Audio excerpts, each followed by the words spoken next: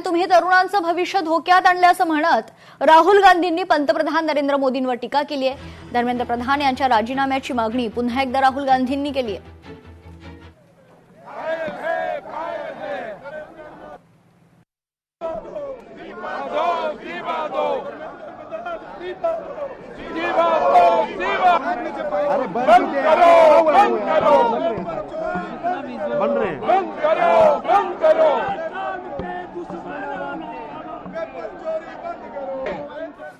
दरम्यान कोर्टाला कुत्रे आणि कबुतरांकडे लक्ष द्यायला वेळ आहे, पण न्यायालयाला सीजेपीकडे लक्ष द्यायला वेळ नाही असं म्हणत उद्धव ठाकरे यांनी न्यायालयाच्या कार्यपद्धतीवर ताशेरे ओढलेत।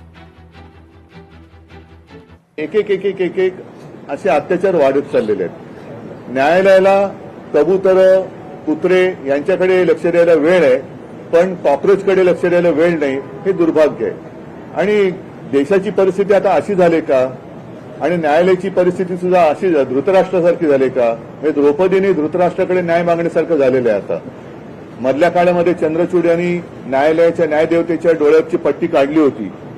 ती न्यायदेवतेने परत पट्टी बांधली आहे का आणि कशासाठी बांधलेली आहे, हे एकूणच जे चाललेलं आहे, हे सरकार आता कोणाला आपलं वाटतं असं दिसत नाहीये।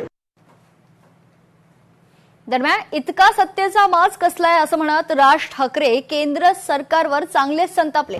मुंबईच्या आंदोलनात घुसलात तर फटकवू, दिल्लीसारखं महाराष्ट्रात चालणार नाही। राज ठाकरेंचा सत्ताधारी आणि पोलिसांना सज्जड दम पाहायला मिळतोय। ही कुठली सत्ता आणि हा कुठला सत्तेचा माज? ती मुलं असं काय मागत होती? बरं, नीटची परीक्षा द्यायला किती कष्ट असतात, किती त्रास त्यांना असतो, हे त्या मुलांना विचारा एकदा। माझा एक जुना व्हिडिओ तुम्हाला आठवत असाल, आता मी कुठेतरी तो व्हायरल होताना दिसतोय की ज्यावेळेला मी पंतप्रधानांशी मी बोललो होतो नीटच्या परीक्षेबद्दलच, आणि मी त्यांना त्यावेळेला सांगितलं होतं आज शेतकरी आत्महत्या करतायत, उद्या हे विद्यार्थी आत्महत्या करतील, आणि तेच झालं।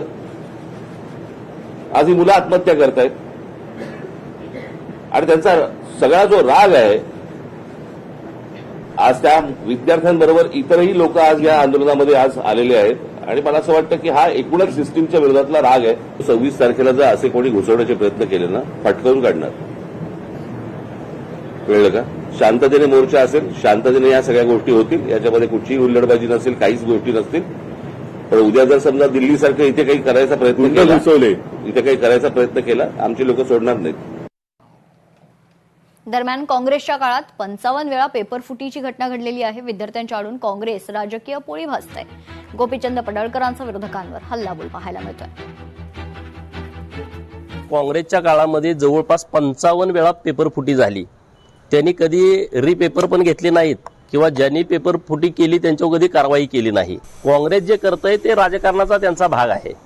मुळामध्ये त्यांना विद्यार्थ्यांचं कधीच देणं घेणं नाही, परंतु गेल्या 2014 पासून केंद्र सरकारच्या विरोधामध्ये कुठं बोलायला संधीच मिळत नाही, आणि म्हणून ते विद्यार्थ्यांच्या ह्या आंदोलनामध्ये राजकीय पोळी भाजून घेण्याचं काँग्रेस प्रयत्न करत आहे। आम्ही विद्यार्थ्यांच्या सोबतच आहोत, केंद्र सरकार असेल, राज्य सरकार असेल, आणि विद्यार्थ्यांचं कुठलंही नुकसान होऊ देणार नाही। विद्यार्थ्यांचं हित जोपासण्याचा प्रयत्न नक्की सरकार करेल।